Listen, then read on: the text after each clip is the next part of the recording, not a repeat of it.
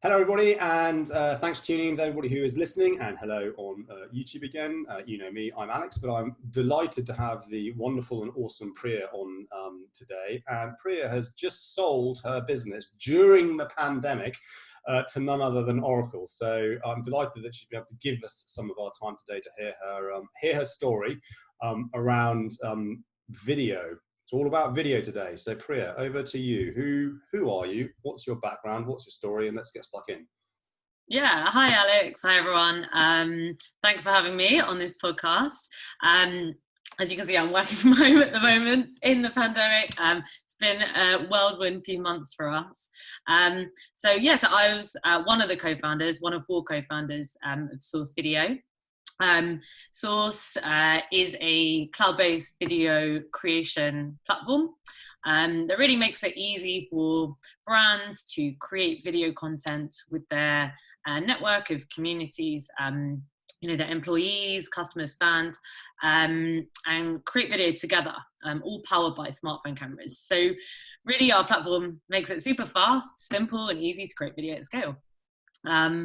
So I guess my background or how we started, our journey started about 8 years ago, where I met our co-founders, and actually we set out to solve a slightly different problem in video, which then kind of morphed into what Source is today. And we actually started developing technology or a video editing app that would automatically edit your GoPro videos. Yeah, I'm a big GoPro fan. Yeah. Yeah, right. And you collect all this video footage when you're out skiing, and then you never do anything. It sits in a drawer, and you just never get around to it, right? Because it's just too much. Yeah. We all had this problem. So I'm a skier. We have snowboarders, kite surfers in our co-founder group. And so we created an app that could track what you were doing when you're out on the slopes, and then use those moments to automatically edit your video. And that's really where our journey started. How long ago was that? 8 years, you said? Yeah, something, give or take a year, I think. That would have been long before Quick. GoPro Quick was. Yes, so this was before Quick. Yeah, and then Quick came along. Screwed that idea up, didn't it? Yeah. But yeah, so that's how we started. It was a free app you could download. It was aimed at extreme sports and sort of travel enthusiasts. Yeah. And it did really well. But we found it really difficult to monetize that app. Because everyone, doesn't want to pay for an app. Apps are free these days, and we didn't really want to push kind of pushy advertising in our app. We wanted to keep the experience really clean. And so kind of while we were trying to figure that out, we started to do a lot of video production for brands in the kind of events and lifestyle sector. And so I kind of taught myself to become a video producer. So I'd go out and produce videos, film, shoot, edit, and kind of using professional cameras at the time. And it was really through that process that we learned that, brands want and need more and more video. And it was really expensive and time consuming to produce video in the traditional way of going and having, shooting on set and on location and then editing that. And we kind of thought to ourselves, well, we've built all this amazing video editing technology that's mobile based. Why don't we kind of take that and repurpose that as a solution for businesses? There was a huge gap, right? For cloud-based tools, especially for video creation. And that's really how Source came about. So we launched it probably about 3.5 years ago. And took a lot of the technology that we'd built in our previous app and tweaked that a little bit, and looked at what the problems were or still are for businesses when it comes to creating video content. And like I mentioned, that was really kind of about the cost of producing video, the time it takes, and now with everyone all around the world and remote working, how do you collaborate easily with your communities to create that video in a kind of seamless fashion. Yeah. And that's really how Source was born.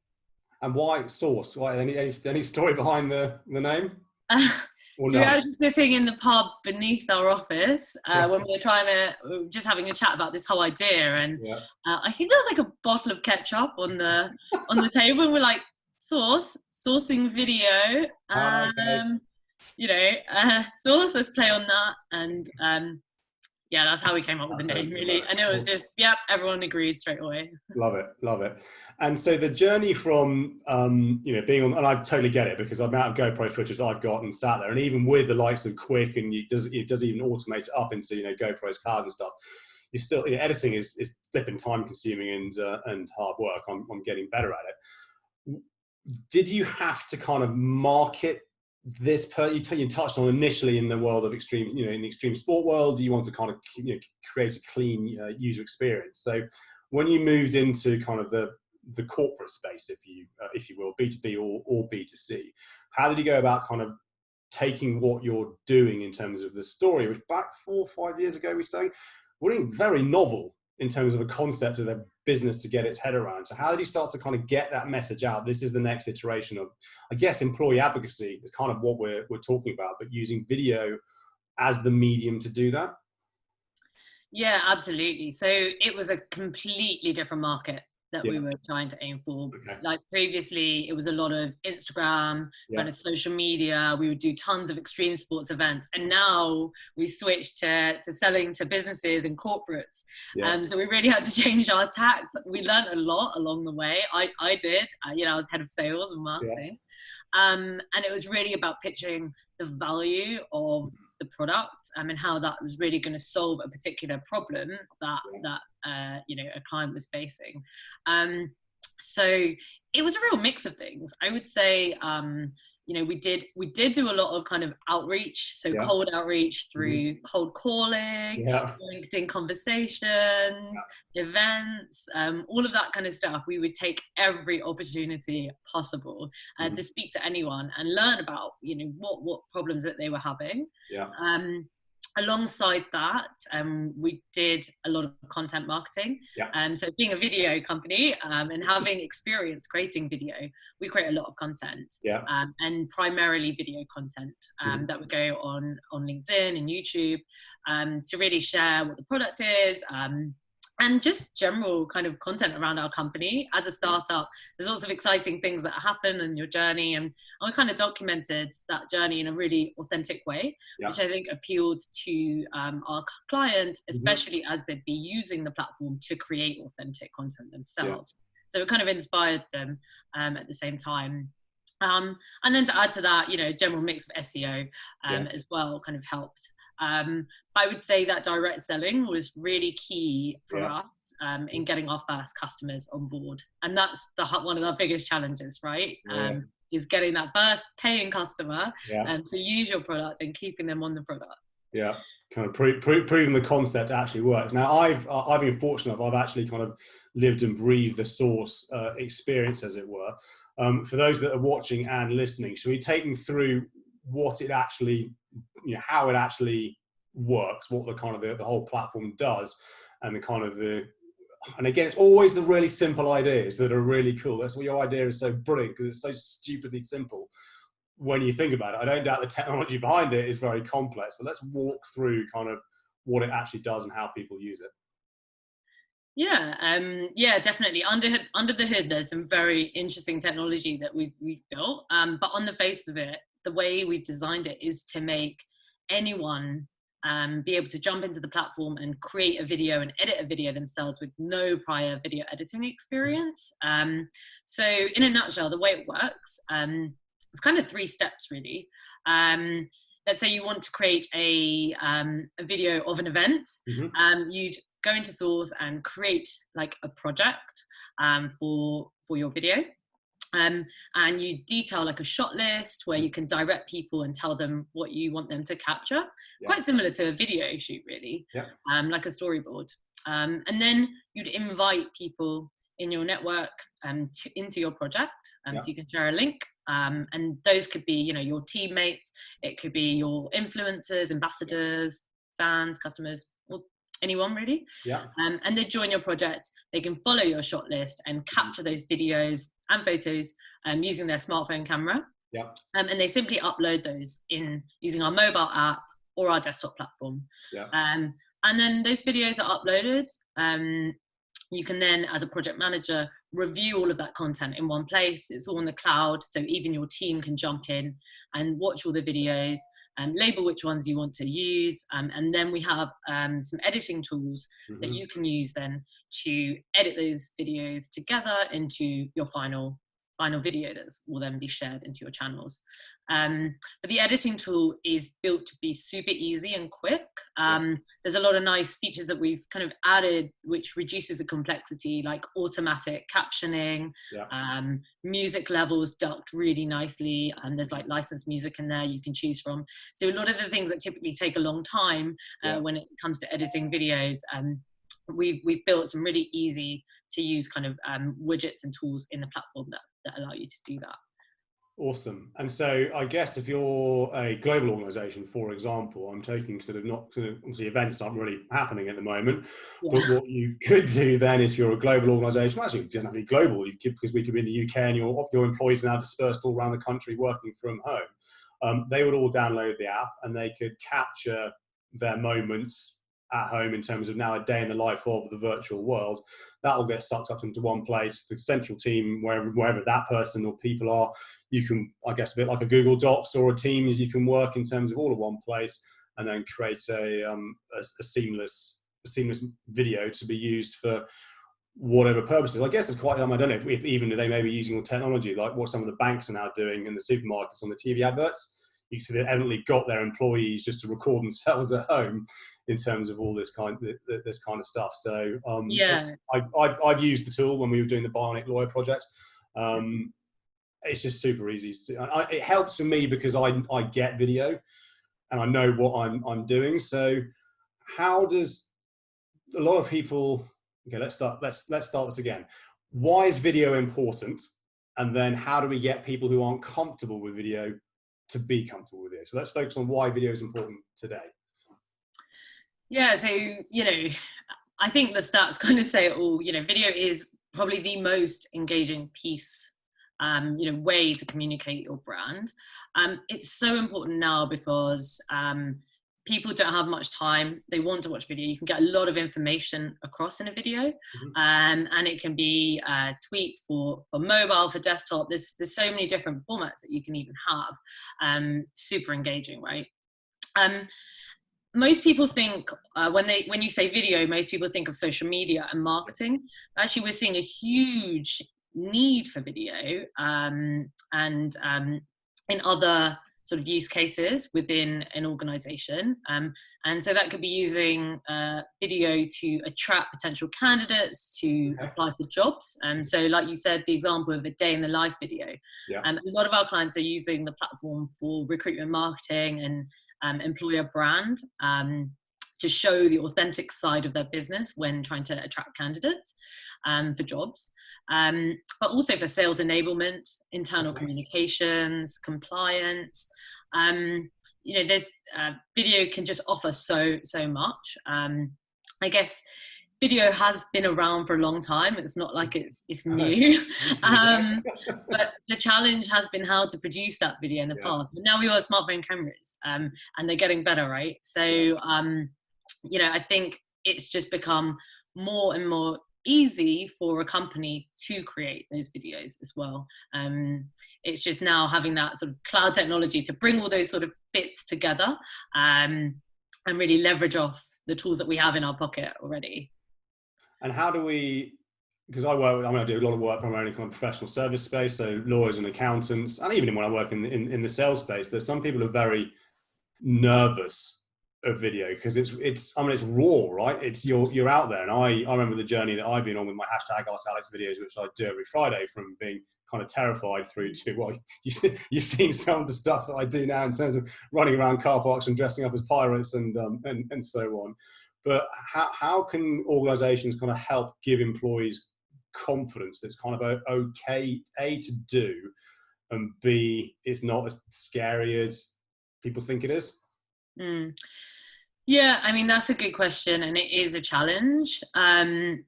People are used to creating videos in their personal lives, but for some reason there is a bit of a barrier when it comes to creating it at work. Yeah, But I think, given what's happened over the last few months, I think people are being much, much more comfortable now with, video Zoom calls, for example, not having to like have your hair done when you're joining a call. And people are getting much more comfortable with being their authentic self. yeah, Corporates, I suppose, still want to be on brand, yeah, and so that's really important. But they can give, we've seen a lot of like cheat sheets, tutorials on how to capture your video. yeah, Um, Inside our platform, you can message your creators. You can create like a nice tips video that you yeah, add to your project, so you can really direct them and help them feel really comfortable when they're on camera. But I think the great thing about shooting those videos on your smartphone is you're in a comfortable environment. yeah, You're in your own. You can do it in your own time. You don't have a big fat camera with someone standing behind and a lighting guy, and yeah. they're putting pressure on you. You can do it. You can do as many takes as you like, and get it right before before you send that out. So I think there's lots of things that you can do to make people more comfortable, and we're seeing that people are really engaging with these sort of employee video Yeah. projects now. They really want to be part of it. Not only does it kind of help you achieve your goals at work, but it can build your personal brand at the same time. And it's almost like a skill set Yeah. that people want to now have, being able to become a creator. So yeah, we're seeing, it's an exciting time, I think. I think it's interesting because I look at what's going on with my sound. We'll worry about that in a minute. If you look at I don't know if you follow Simon Kemp on social, but he releases his digital quarterly reports, and we've hit a different point. Half the world's now on, over half the world population is on social media. What was fascinating is the second platform destination. So you start out of Facebook, Insta, TikTok, what have you. Every single platform that starts there, the second destination platform, bar none, was YouTube. So everyone goes there and then goes to YouTube. And you also, I'm ashamed to say I have a light ring, which is why I've got the light here, because I'm on TikTok because I want to understand how TikTok works. And that's a 15-second to 60-second video clip. And Yeah. some of the I don't like to say the kids, because there's some incredible actually parents now on there leveraging TikTok, but their editing skills are insane. But Yeah. it's also the capability that app has in terms of the effects that you can put in there. So where do you see video? This is kind of where we're going if we don't know what we're doing tomorrow, let alone in in the future. But I guess for you, this is the beginning of video, right? Properly, in terms of where it's going to go. Yeah, I mean, there's so much more that can happen with video. From now looking at it as a business tool, you have editing tools. There are an abundance of editing tools that can do really funky stuff. A lot of it is around still kind of maintaining that brand within your video. But I've seen, I've been quite excited by some of the different things that that can happen like almost when you're also distributing your video. Okay. So sort of like journey-led videos. Of course, you've got different formats and being able to create, repurpose one video into multiple formats for TikTok and then for Instagram and for YouTube, and doing that. But I think there's definitely a lot of exciting stuff to come. I know in our roadmap, as a sort of video collaboration tool, more built for enterprises, we've got some really exciting stuff around sort of brand management and video at scale. So using a lot of those kind of quick editing features to empower someone who doesn't have maybe the time or the skill to create hundreds of videos, and to make it easy for them. So you can start to, so video can be used more in personalization and targeting.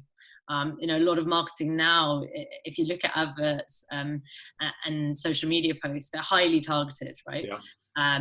But to get video to be highly targeted is a really difficult task. Yeah. So if you can solve that problem, I think, and you're really winning. It's interesting. There's because this is the kind of video personalization in terms of SDRs. So you were acquired by Oracle. Oracle have a whole bunch of sales teams, sales development reps in terms of pushing out their kit, whatever it might be, including yours. And video is now starting to come into this. So, in LinkedIn, you can send a video message now to your first 40 connections. So we were talking about a podcast I was doing the other day about interrupting people's pattern in a positive way. Oh, that's a bit unusual. Products like Loom, again, helping you send out video message in terms of that. But personalizing video at scale is tricky. That said, it's a guy called Justin Michael, and he kind of lives and breathes this world. And he just shared a piece of a fake Joe Rogan podcast, right? Where it's Joe Rogan's voice, but AI has manipulated it to say he's basically, it's like a 30-second clip. He's going to be sponsoring a hockey team made up of monkeys. But what they are doing is proving how you can take someone's voice and manipulate it to then say what you want to say. Scary from the bad actor side of thing. But the next iteration of this, if you can then start to get technology to then read someone's LinkedIn profile, pick out what it perceives to be the personal pieces. Then as you go into I've seen some crazy deepfake stuff online in terms of Clinton and Obama and how that kind of works. But it's terrifying where this can go. But I believe that it will get there eventually. I'm not sure what that necessarily means for humanity and society in terms of, I think the Minority Report, but video for me has been massively useful in terms of generating kind of my personal brand and so on. I can absolutely see from an employee advocacy and internal branding piece. And now you've got the machine that is Oracle, behind you and your business. Exciting times ahead, no doubt. VR, AR, where I know it's not kind of what you did. I know I didn't tell you I was going to ask you this question, so I'll give you some time to think. VR, exciting. Now not exciting. Now exciting in terms of I saw a PwC report a couple of weeks ago around how through VR training you can speed up the training. People ingest more training more quickly and remember it for longer, and that kind of is the world of video, I guess, or even AR. Think Pokemon Go in terms of where people are following that. Any views, any take on what you've seen within the world of Oracle, or what you've seen in the general world of video, where that might or may not take us? I think AI is really exciting. Okay. I think especially as smartphones progress, I'm excited to see where Apple kind of takes us in the world of AR. They're developing some really, really awesome stuff. And I think that is probably the next phase for video. Okay. Before we step into the whole VR world. I think AR has massive potential, mixing, of course, reality with then personalization with video. That would be an area that I would love to explore more. Awesome. I'm trying to work, in terms of going back to the extreme sports stuff, I've seen some, I've got an old, I'm going off topic now, but it doesn't matter. I've got the old Oakley Airwaves from way back when, and it's just, you look down, it's a little screen, but I've now seen goggles coming out where they project in front of you kind of AR in terms of where the piece is going, and so I think they believe they gamify it, but some people said that's really freaking dangerous because you're concentrating on trying to play the game rather than going down the hill. Anyway, I digress. Back to extreme sports, which you and I can shoot the breeze on another time. Hopefully, we can actually have a beer together. So you've been acquired. And that's awesome. Really pleased. I've been following your journey for for a couple of years now. Vicky was who introduced us. How did that all come about in a global pandemic? Yeah, about that. So I guess our journey started with Oracle, I think back in 2018. We joined their Startup Accelerator program. Yeah. So we kind of, our intention was not to get acquired. At the time we joined this program, it was really, looked really interesting. It offered us loads of kind of benefits as a scaling up startup. I guess during that time, we met a lot of people within Oracle. I think we, myself particularly, I worked really hard to kind of almost leverage every opportunity that Oracle could throw at us, whether that was meeting their clients, attending their events, speaking on stage. They gave us a lot of opportunities.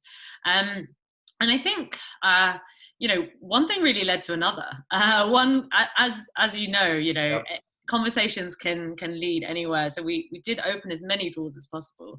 And for one team in particular, video was really a really important piece that was missing in their platform.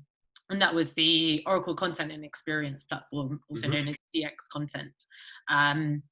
And so when they saw Source at one of the Oracle events, it really sparked that interest, especially as we had designed a mobile first kind of solution for mobile capture, collaboration and editing.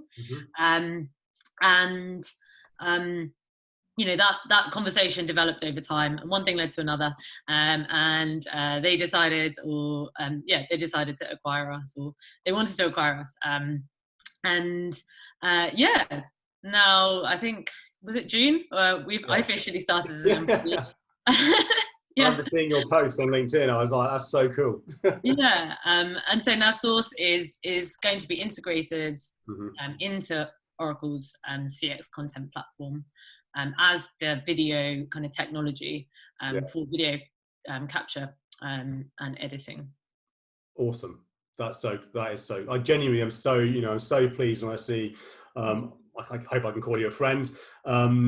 When you see success, it's just absolutely brilliant. I think the other thing, I do a lot of work with incubators and scale-up programs, and some for large organizations as well, like the sorts of Oracle. And I think you're a prime example. Use that opportunity to just network through those organizations. Just go and connect everybody on LinkedIn. This is what I'm doing, because you're right, you have loads and loads of conversation with people. You never know where it's going to go. So anybody that's listening, watching, that's in kind of that world, follow Priya and her team example. If you're in these incubators, in these scale-ups, leverage the hell out of them. Leverage the relationships that these organizations have, both internally, but also you never know who knows who that could lead to that. So what next for you? You've been bought by Oracle. You're being put into their CX content platform. So what's the roadmap look like now in terms of where your tech is going, if you're able to share any of the secret sauce? See what I did there? I haven't had that in a while, Alex. Sorry. So there is a really exciting roadmap coming up, and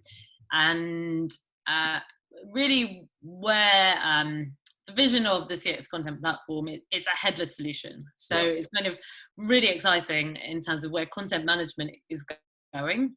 Essentially what the platform does is enable you as a corporate, as a brand, to hold all of your assets in one place in a really, really smart way. And that could be videos, that could be images, text, blogs, whatever you have, and then build really exciting experiences all on top of your platform where you're holding all your assets. And I think it's really exciting for video. You could then distribute your videos through so many different experiences, whether that's mobile app and microsite, and repurpose that one video in so many different ways. In terms of our roadmap, in terms of Source, there's lots of kind of exciting updates coming to our editing solution, which is going to really help brands kind of who are global edit their videos in a much more scalable fashion. And so, adding or advancing our automatic captioning to accommodate lots and lots of languages, Cool. and that's really important for our customers. Yeah, 100%. Alongside that whole brand management piece, where you have the right logos, you have the right assets and fonts, that the CX content platform already manages, but applying that to your video creation and your video editing. So there's lots of great stuff around that that's kind of coming up later this year. So that's about what I can share with you. No, of course. I wasn't expecting you to share this. Of course. Again, all right, I'll stop. But yeah, with Oracle's backing, we now have a really big development team that's working on the product, and I think there's going to be lots of exciting things. So definitely follow us. We will be posting about all of the exciting things that are coming up in the roadmap. Awesome. And you've segued perfectly into kind of wrapping this all up. Where do people find you, Source / Oracle? Where are you? So at the moment you can just visit source.video, so it's SAUCE.video. That will then redirect you to Oracle's site, where we're kind of moving to. Our website is moving. So yeah, follow that. Also Oracle Content and Experience. They also have a YouTube channel as well. But yeah, best to follow me on LinkedIn as well, because I do reshare and post everything. I will put all the links in the varying, I'm not very good at this yet, varying bit. For those that are listening, I'm trying to point somewhere on the screen. Priya, thank you so much for affording me and my listeners your time today. No doubt super busy with all the exciting plans and projects that you've got. For everybody listening, thank you for tuning in. Thank you for watching. Really do appreciate it. As always, if there's anybody you think I should get on this, then let me know. If you want to come on this podcast, then hit me up on the varying social media platforms. You know where to find me. Otherwise, Priya, have a lovely weekend. Thanks, Alex. And everyone else, keep well, stay safe, and we will see you on the flip side.